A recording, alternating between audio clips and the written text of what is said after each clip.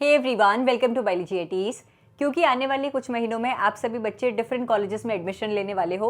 NEET के through medical college में admission ले रहे होंगे, अगर जेई का एग्जाम दे रहे हो इंजीनियरिंग कॉलेज में एडमिशन ले रहे होंगे, काफ़ी बच्चे सीयूईटी का पेपर दे रहे हैं तो डिफरेंट अंडर ग्रेजुएट प्रोग्राम के लिए डिफरेंट कॉलेजेस में एडमिशन ले रहे होंगे। तो तुम्हें पता होना चाहिए कि हमारे देश में हायर एजुकेशन को रेगुलेट करने वाली जो ये बॉडी है यूजीसी, इसने क्या लेटेस्ट गाइडलाइंस निकाली है साल 2026 में।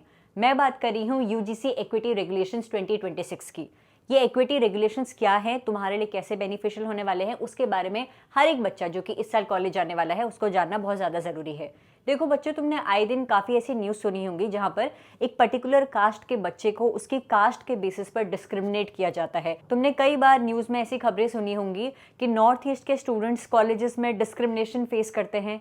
इन सभी चीज़ों को ध्यान में रखते हुए यूजीसी ने एक नई रेगुलेशन स्टैब्लिश करी है, यूजीसी इक्विटी रेगुलेशन 2026।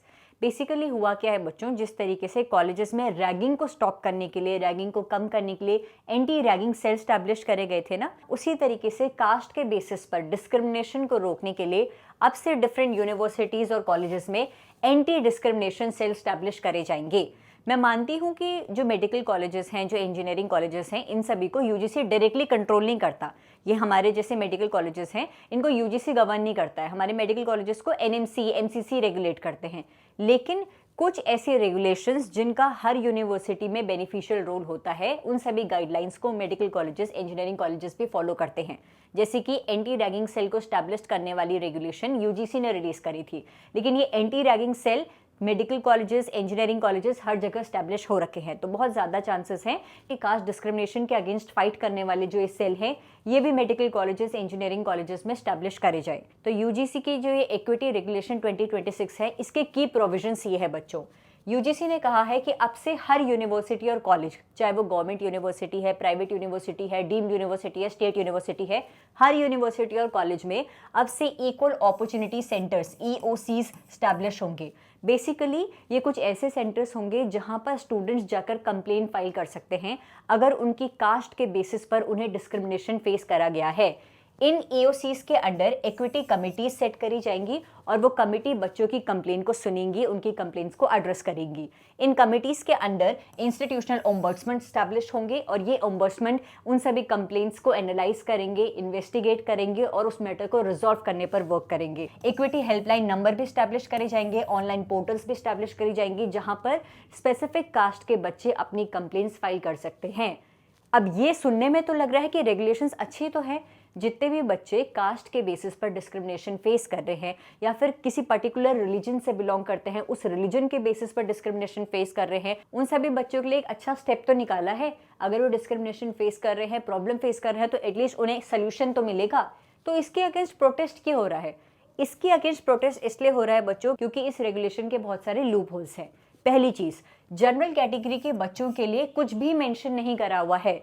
अगर कॉलेज में जनरल कैटेगरी का बच्चा किसी भी वजह से डिस्क्रिमिनेशन फेस कर रहा है तो जो एंटी डिस्क्रिमिनेशन सेल स्टैब्लिश हो रहा है, ये जनरल कैटेगरी के बच्चों के लिए भी एड्रेस किया जाएगा। इसके बारे में कहीं भी मेंशन नहीं किया हुआ है। सिर्फ रिजर्व्ड कैटेगरी में एससी एसटी कैटेगरी और अब ओबीसी कैटेगरी को भी इंक्लूड कर दिया गया है कि स्पेसिफिकली इन बच्चों के लिए ये कास्ट डिस्क्रिमिनेशन सेल स्टैब्लिश करा जाएगा। तो जनरल कैटेगरी के बच्चों को गुस्सा आ गया भाई कि हमें तो कोई इंपॉर्टेंस दी ही नहीं गई है। दूसरी चीज, अगर किसी बच्चे ने फेक कंप्लेन करी, सपोज मैं किसी रिजर्व्ड कैटेगरी से बिलोंग करती हूँ और मैंने किसी और कैटेगरी के बच्चे के अगेंस्ट कंप्लेन फाइल कर दिया कि ये बच्चा मेरी कैटेगरी के अगेंस्ट मुझे डिस्क्रिमिनेट कर रहा था, अगर मेरी कंप्लेन फेक प्रूफ हो गई तो भी मुझे कोई पनिशमेंट नहीं मिलेगी। तो इसके अगेंस्ट भी प्रोटेस्ट हो रहा है भाई कि ऐसे तो जनरल कैटेगरी के बच्चों के लिए डिफरेंट रिजर्व कैटेगरी के बच्चे फेक कंप्लेंट्स फाइल कर सकते हैं, उनकी फेक कंप्लेन पर भी जनरल कैटेगरी के बच्चों को अगर पनिशमेंट मिली तो ये तो बहुत अनबायस्ड तरीका हो जाएगा जस्टिस प्रोवाइड कराने का। एक तरीके से आप लोग और डिस्क्रिमिनेशन ही तो कर रहे हो, रिजर्व कैटेगरी के बच्चों को ज्यादा प्रिविलेज दे रहे हो और जनरल कैटेगरी के बच्चों को अवॉइड कर ले रहे हो। तीसरा, एम्बिग्विटी इन पनिशमेंट, कोई फिक्स्ड पनिशमेंट नहीं बताई हुई है। सपोज किसी बच्चे ने डिस्क्रिमिनेशन के अगेंस्ट किस लेवल की कंप्लेन करी है कि किस तरीके का डिस्क्रिमिनेशन हुआ है, वर्बल डिस्क्रिमिनेशन हुआ है कि मुंह से कुछ गलत बात बोल दी, लिखकर कुछ गलत बात बोली है, कोई गलत स्टेप ले लिया उस बच्चे के साथ, किस तरीके की पनिशमेंट किस लेवल के डिस्क्रिमिनेशन के अकॉर्डिंग दी जाएगी, इसके बारे में कुछ मेंशन नहीं करा हुआ है। कैसी वो पनिशमेंट होगी, कुछ भी नहीं दिया हुआ है। लास्ट चीज, कोई स्टैंडर्डाइजेशन नहीं है इसके रिगार्डिंग, यानी कि जो कमेटी का हेड है वही डिसाइड करेगा कि पनिशमेंट क्या होगी, कितनी दी जाएगी। अगर सपोज मैं कमेटी की हेड हूँ और मेरी किसी जान पहचान के बच्चे के अगेंस्ट कंप्लेन आती है, तो हो सकता है मैं ये सोचूं कि यार मैं तो इसको जानती हूँ, ये मेरा फ्रेंड है, हो सकता है मैं इस बच्चे को कम पनिशमेंट दूँ, दूसरा जिसको मैं जानती नहीं हूँ या फिर जिससे मेरी अच्छी बनती नहीं है उसको मैं ज़्यादा पनिशमेंट दे दूँ। इस तरीके से तो अनबायस्ड तरीका हो गया ना, मैं अपनों को फेवर कर रही हूँ और जिससे मेरी पटती नहीं है उसको ज़्यादा पनिशमेंट दे रही हूँ।